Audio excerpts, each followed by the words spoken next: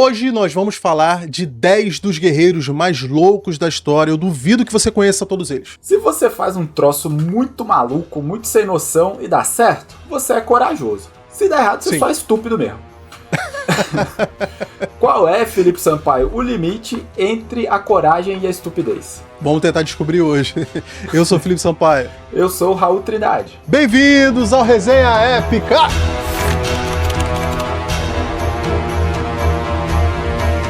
Já quero começar falando aqui que a gente não fez um ranking, isso aqui não é um tier list, tá?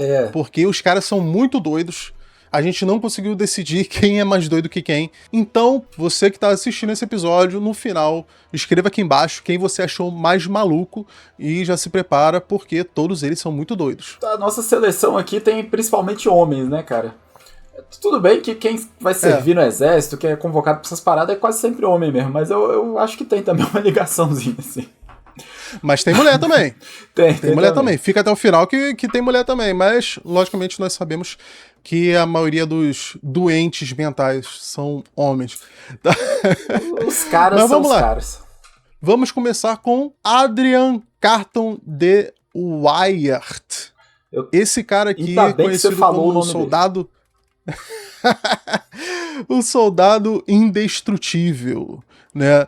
Na frase dele próprio, numa entrevista, quando perguntaram por que, né, ele fez tudo que ele fez, ele teria respondido: francamente, eu gostei da guerra.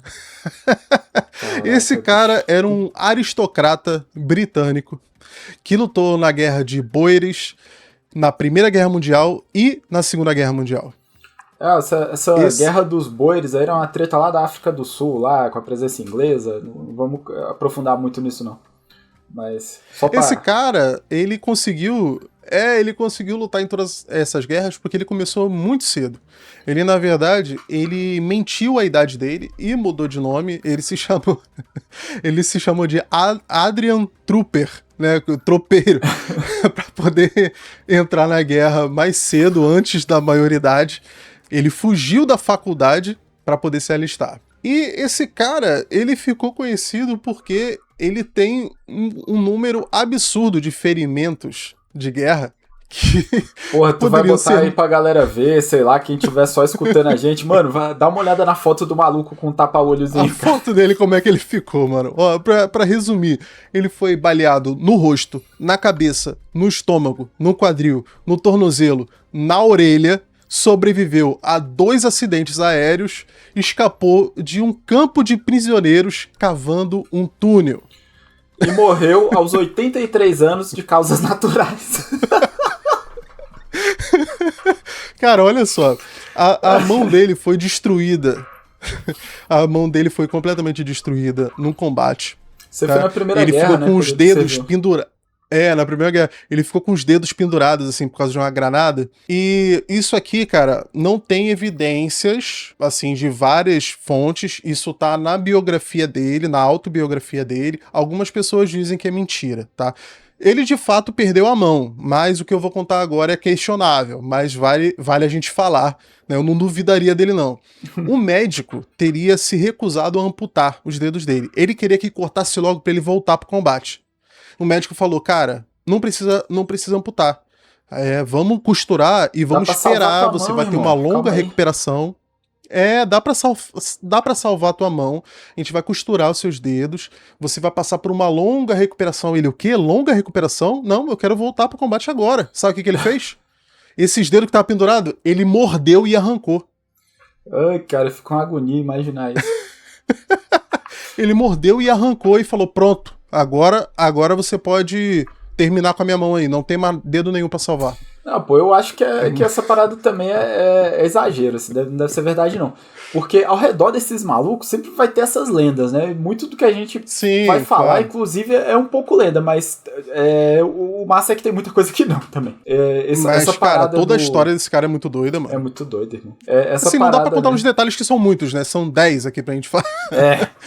O lance dessa parada assim, não, pô, só preciso de uma mão aqui pra dar tiro, tá massa. E Ainda continuou com uma longa vida militar depois disso, é muito foda. Ele ficou conhecido por isso, porque ele ignorava tanto a dor física quanto os danos que se faziam ao corpo dele, né? Ele perdeu um olho no meio do combate e continuou lutando. Então o cara sem uma mão, sem um olho, com vários ferimentos no corpo inteiro. Um desses ferimentos já seria suficiente para ele ir para casa, para ele se aposentar, mas não, ele queria continuar lutando. E ele teve uma longa vida no exército, mesmo depois do fim da Primeira Guerra Mundial. Ele, no contexto, acho que da Segunda Guerra, ele sofre 2 acidentes aéreos e sobrevive também. Absurdo. Qual o próximo aí? É o Roman von Urgen-Sternberg. Putz, esse é um podcast em língua portuguesa, deixa eu deixar isso claro. Eu tenho certeza que isso tá muito distante, cara, do jeito certo de falar. Cara, é um maluco budista que era sangue no olho e dava tiro em todo mundo. E que atuou principalmente na Revolução Russa, né, do lado do exército czarista, do exército branco, contra o exército revolucionário vermelho. Após a derrota, né, do exército branco, ele foi para a Mongólia, né, estabelecer ali uma presença, né, contra o domínio chinês, se não me engano, na região, um negócio assim. Enfim, depois que o exército branco é derrotado e a Revolução Russa acontece, ele vai para a Mongólia e vive ali quase que uma reencarnação do Gengis Khan. Ele acreditava ser a reencarnação do Gengis Khan, né, um cara totalmente megalomaníaco, e ele queria restaurar os impérios, né, cara, monárquicos da Ásia. É que ele era budista, cara. Que budista violento do caramba. Não era a imagem que eu tinha dos monges budistas, não. É conhecido como Barão Sanguinário, cara. Como é que um cara conhecido como Barão Sanguinário vai também ser budista? Por que a gente colocou esse cara aí na lista dos malucos mesmo? O que ele fez de muito doido? Além dele achar que é a segunda vinda de Gengis Khan, tem alguns momentos absurdos aqui da vida dele, né? Que podem ser lendários ou não, né? Mas ele foi realmente considerado pelos líderes budistas uma reencarnação de Mahakala, e tem esse mistério lendário que ele teria escondido cerca de 1,8 toneladas de ouro e joias nas estepes da Mongólia, né? E ele acabou perdendo esse tesouro, ninguém nunca achou. Pois é. Ele que queria refazer um império monárquico, né, na Ásia, né, refazer o Império Mongol, se dizendo o próprio Gengis Khan, né, ele meio que queria trazer um sistema de feudalismo, né, um sistema medieval feudal de volta ali no século XX. Né, então o cara era totalmente surtado. E também ele tá nessa lista, além disso que a gente já falou, porque ele tinha uma coragem em combate, né, muito grande. Ele era famoso justamente pela sua ferocidade em combate, por cair pra cima dos inimigos ali loucamente. E, enfim, acabou morrendo após se entregar, né, o que é considerado aí um aspecto interessante da biografia dele. Não ter morrido em combate, apesar disso. Eu acho que o próximo aí é um dos seus favoritos, né, cara? Felipe, eu acho que é o meu favorito. Não é um dos meus favoritos. É o Jack Churchill. Eu acho que é o cara que motivou essa lista, inclusive. Um soldado da Segunda Guerra Mundial que foi pro fronte com uma espada Claymore, né? Uma espada de 2 mãos gigante, um arco e flecha e uma gaita de foles. Cara, é um personagem muito legal. Segundo ele, qualquer oficial que vá pra guerra sem sua espada está mal vestido. Ele tá errado? Tipo, pô, o maluco no meio de combate lá, o pessoal com metralhadora, não sei o que, ele com arma medieval, né? Com arco e flecha. Tem foto disso, cara. Tem foto dele desembarcando com a espada e um arco nas costas também. Ele chegou desembarcando na Itália, né? Com a espada na mão, assim, pulando do barquinho, o mar revolta-se atrás dele, o cara saltando do barco com a espada. Nesse contexto aí em que os soldados alemães, né, estavam dominando a Itália ali, né, até que foi o contexto em que o Brasil foi pra guerra, né, com a FEB e tudo, ele lutou contra esses alemães ali na Itália e chegou a matar um soldado com uma flechada. Sim, tem a morte reconhecida, né? É a única morte confirmada por um arco. durante a Segunda Guerra Mundial. Mas antes disso também tem uma história ali que durante a evacuação lá de Dunkerque, ele participou das patrulhas, né, que tentavam resistir enquanto o exército inglês era evacuado.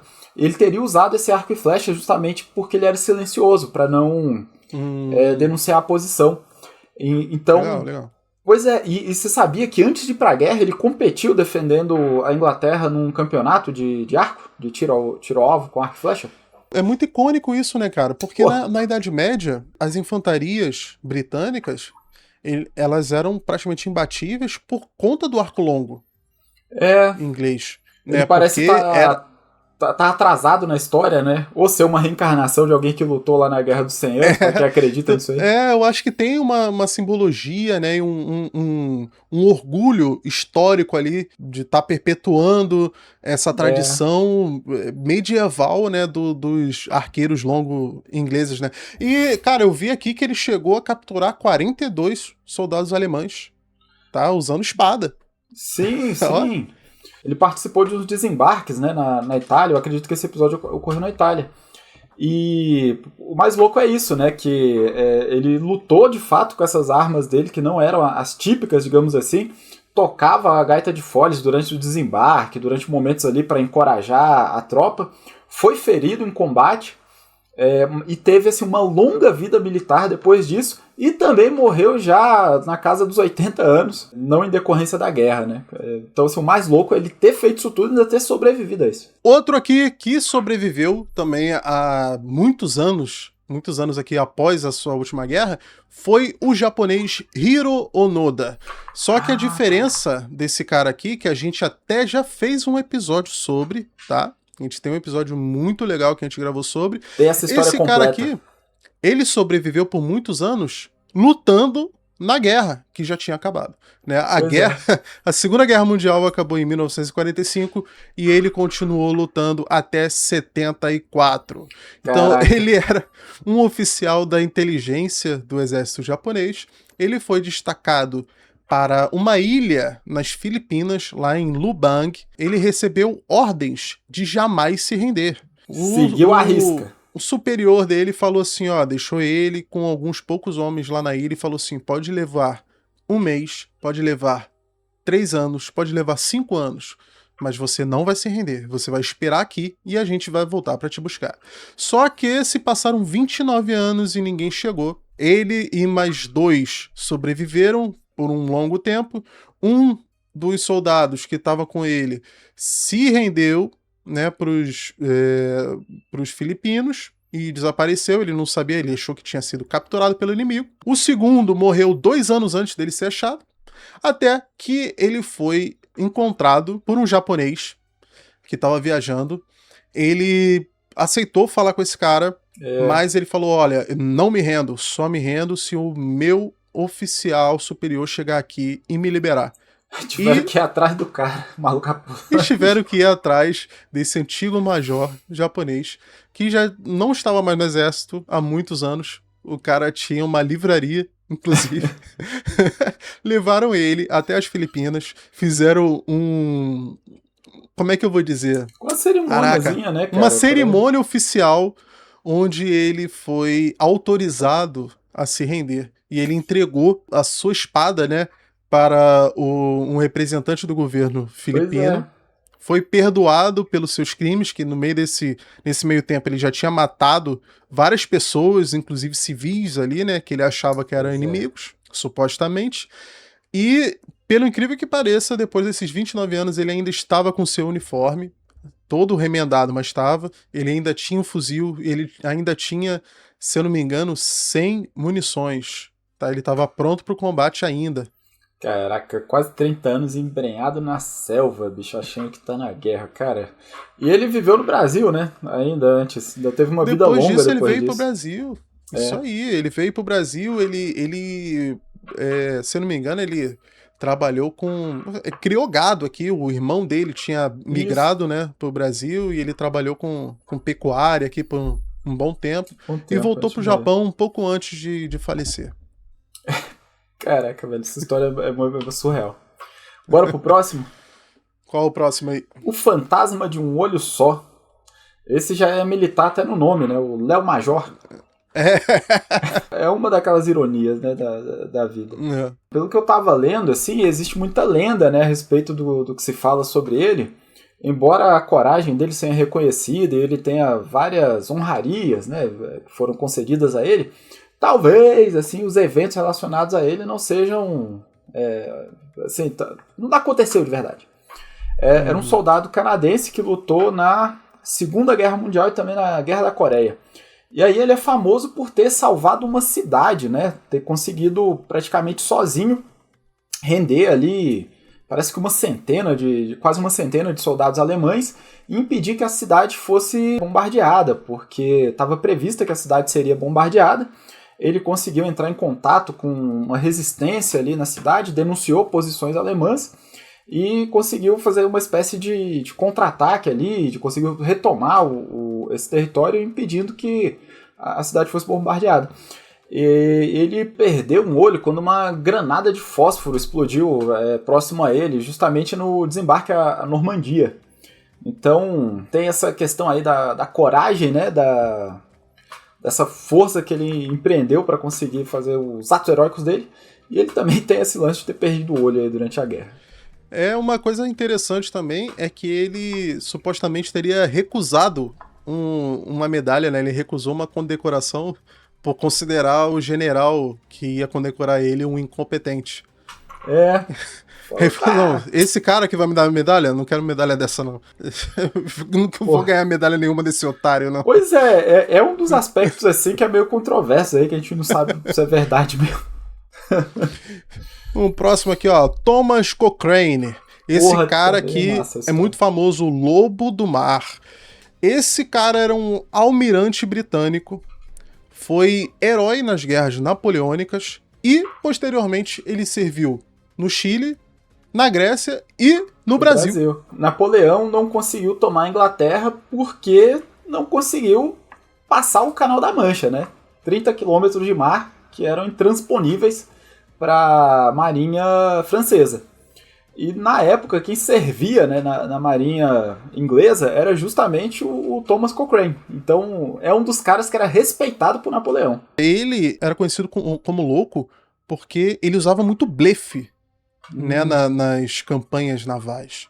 Né? Não era só a força bruta, ele era um cara muito inteligente, mas ele era um cara extremamente ousado. Ele usava uns navios bem pequenos contra navios muito grandes. E era o lance da estratégia, né? Ele usava umas estratégias de usar pontos cegos, assim, dos navios, cara, e conseguia atacar navios muito maiores, né, que o dele. Eu acho que ele também tinha um cabelinho, assim, meio suspeito, e aí o cabelinho deixava ele com uma carinha de maluco, assim, também. Aqui no Brasil, ele chegou a ser primeiro almirante da Marinha Imperial e foi uma figura aqui muito importante na consolidação da independência brasileira. Porra, pois é. Logo que Napoleão é derrotado lá na Europa, ele entra na vida política. Só que ele meio que tem um revés lá, porque ele manipula a Bolsa de Valores dizendo que o Napoleão tinha morrido. E isso interfere... Cara, isso é muito doido. Aí isso interfere nas ações, aí ele perde os direitos políticos, eu acho que ele chega até a ser preso. E aí... por causa disso ele vem aqui para América, então ele participa liderando navios lá no Chile, ele participa da independência do Peru também, e aí o Dom Pedro I o contrata, né, para defender, para consolidar a independência do Brasil, e a independência foi em 1822 e ele é contratado em 1823, então ele luta contra... tropas dissidentes se não me engano, no norte e nordeste do Brasil.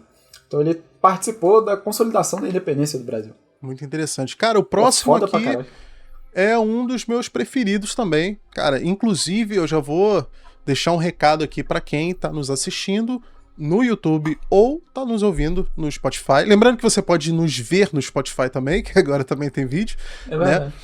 Se vocês quiserem, eu posso fazer um episódio totalmente dedicado a ele, um episódio completo com a história inteira desse finlandês chamado Lauri Torni. Esse cara aqui é um dos pra mim, é um dos mais interessantes aqui dessa lista. Pra mim é o mais interessante, que teve a vida mais movimentada aqui, mais maluca. Olha só.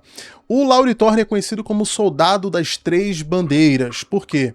Ele era um finlandês, que foi, obviamente, um oficial do exército finlandês. Depois ele foi um oficial do exército alemão. E depois, mais tarde, ele virou um oficial das Forças Especiais dos Estados Unidos. Né? Caraca, isso aí me lembrou Call of Duty, que tu joga ali com vários exércitos, né, durante a Segunda Guerra.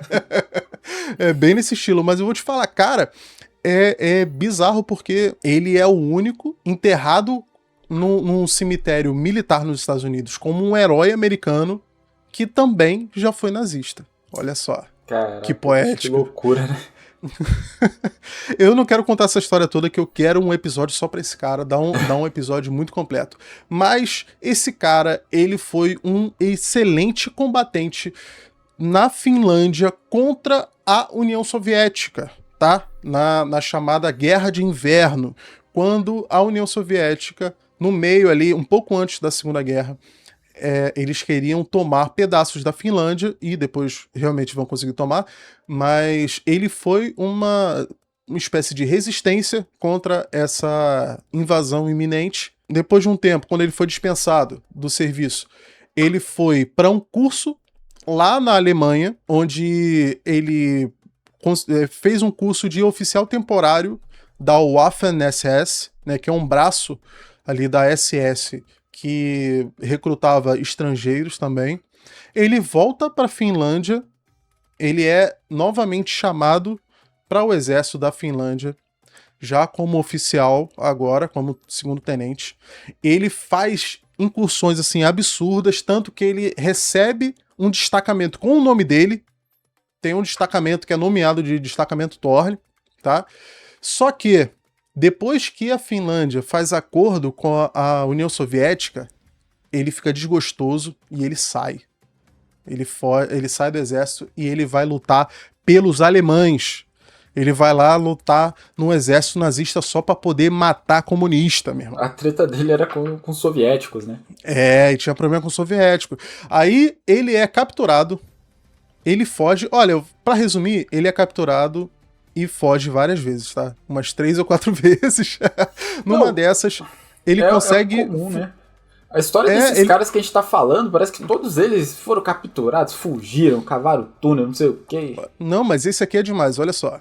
Depois que ele é capturado pelo exército britânico, ainda no exército nazista, ele foge, ele consegue ir até a Venezuela. Na Venezuela, ele se disfarça de pescador, ele entra no navio pesqueiro que estava indo para os Estados Unidos, ele pula no mar no momento que o navio tá passando perto do Alabama, ele vai nadando até os Estados Unidos, ele entra como imigrante ilegal a nado nos Estados Unidos, ele consegue depois de um tempo a cidadania, mudando de nome, inclusive ele se chamava Lauri Thorne, ele muda o nome dele para Larry Thorne, ele adapta o nome dele para o inglês, consegue se alistar no exército americano e ele chega até capitão, consegue entrar nas forças especiais, que são os Boinas Verdes, ele é mandado para a guerra do Vietnã e o que acontece com ele lá eu vou contar se vocês pedirem um episódio aqui sobre Larry Thorne. Legal. É aquela, né? Tu só vai fazer o episódio se o pessoal pedir, mas tu tá doido pra falar desse cara. Eu quero muito falar desse cara. Peçam, por favor. Eu tô pedindo pra vocês pedirem. Bom, bora pro próximo? Bora. Pô, esse também é uma das figuras mais lendárias aqui da nossa lista, não tinha como ficar de fora, né? Esse é Miyamoto Musashi. O nome dele já é sinônimo de guerreiro, né? Sinônimo de samurai. Sem dúvida, o samurai mais famoso da história japonesa, né, cara? Ele foi um Ronin, na verdade, né? Uhum. Um samurai sem senhor, né? Um Ronin, lá do século XVII. Ele representa... da era dos samurais. Ele representa essa era, né? E aí tem vários episódios, né? Dos duelos, da vida dele que cara, o maluco era diferenciado. Ele vivia, né, de duelo, né? Ele teria feito mais de 60 duelos onde ele nunca foi vencido. Eu até recentemente vi uma estátua que tem dele no Japão, do último duelo dele, duelo lendário lá. Ele tinha umas paradas assim, teve um cara, o Sasaki Kojiro, que ele venceu usando uma espada de madeira. Que... Cara, tem uma espada de treino, né, que é utilizada, aquela de madeira. Ele teria vencido esse maluco usando uma espada de madeira. Que imagina a humilhação, né, que isso é pra memória, pra história do cara. A gente tá aqui zoando ele hoje, né, sobre isso. Esse cara aí, inclusive, ele chegou atrasado no duelo de propósito, pra mexer com o psicológico do cara. Ele pegou essa espada, ele esculpiu com um remo de madeira, um remo de barco. Uhum. Ele esculpiu o remo, fez uma espada, se atrasou pra caralho de propósito, o cara já tava puto já, ele chegou lá e conseguiu desarmar o cara que tava com uma katana real. Abalou totalmente o psicológico do cara. Pois é, e aí em outro duelo ele já fez diferente, ele já chegou mais cedo pra parecer que o outro cara que tava chegando atrasado. Também assim, o lance da humilhação, né? Cara, o próximo aqui é um cara bem mítico também, né? A gente nem sabe o nome dele, inclusive. Então a gente vai chamar aqui ele de O Viking de Stamford Bridge, né? A Ponte de Stamford. Ele também conhecido como Gigante da Ponte, foi um guerreiro anônimo durante as invasões ali norueguesas em 1066. Segundo a história, né? Ele teria conseguido travar o avanço do exército inglês numa ponte sozinho. Ele ficou no meio da ponte, ameaçando todos que tentavam ultrapassar. E, logicamente, né, era uma ponte bem estreita, né? Então, os caras iam enfrentando ele de 1 a 1.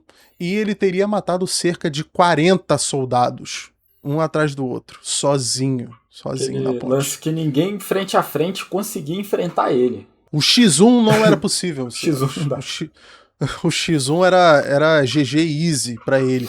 E, supostamente, ele só foi vencido com uma estratégia bem ardilosa. Um soldado inglês entrou num barril. Assistiu o Pica-Pau? Pô, tive uma ideia.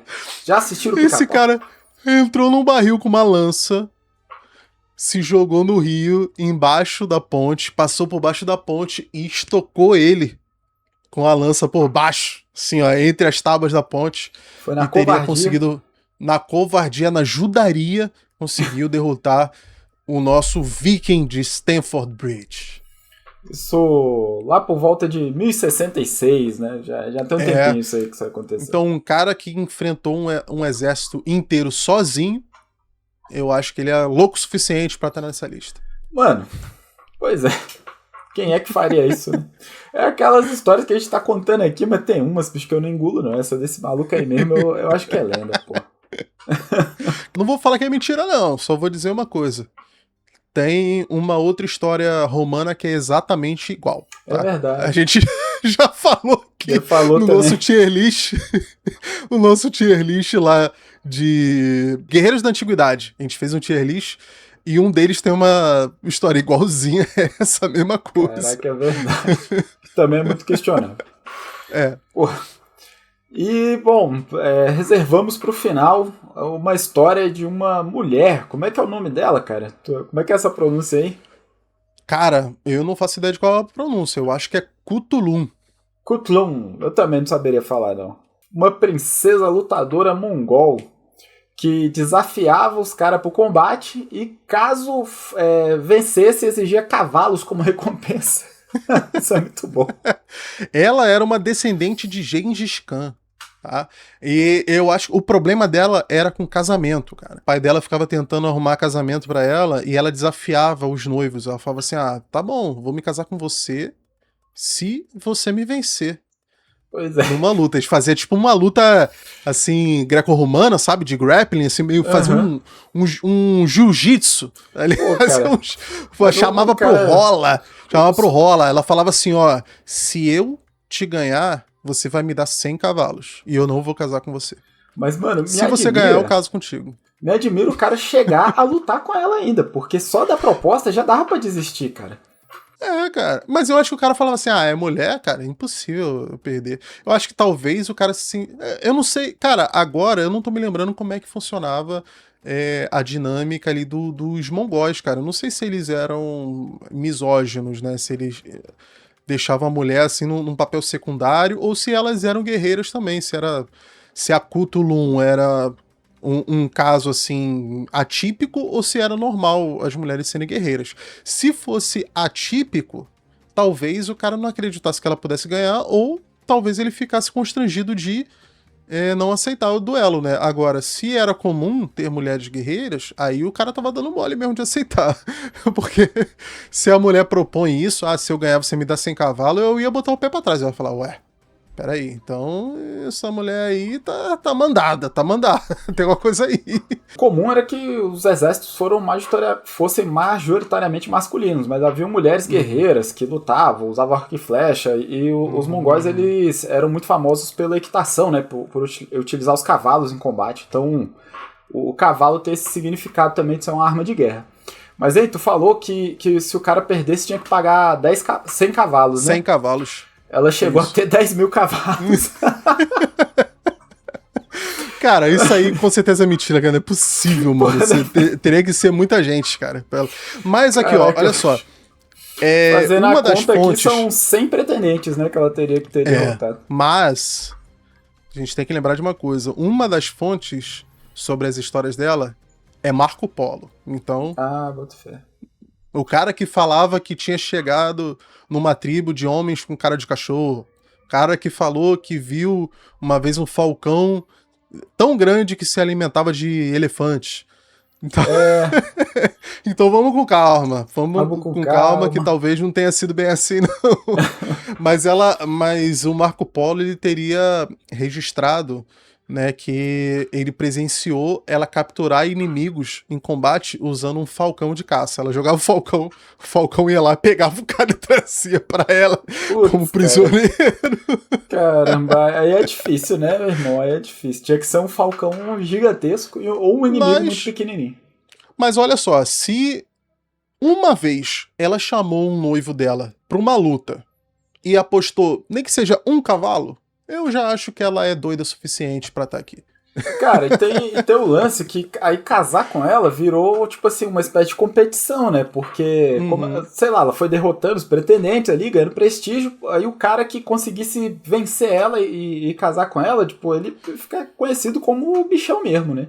Não, sem falar que, além de estar casado com uma princesa, ele ainda ia herdar um monte de cavalo. Não é que os outros perderam. Passar o resto da vida andando em um cavalo diferente cada dia. Não, você fala que pro mongol, cara, o cavalo é uma máquina de guerra. Pô, é isso, né, Felipe? Chegamos ao final dessas 10 histórias de guerreiros malucos, corajosos, que deixaram seu nome aí, que viraram lenda, que muito provavelmente estão sentados lá ao lado de Odin, contando as suas histórias no Valhalla. Com certeza. Muito obrigado por quem ficou até aqui. Se você ainda não curtiu esse vídeo, não esquece de curtir, segue a gente no Instagram, se inscreve no nosso canal do YouTube. E aquele abraço e até a próxima. Valeu!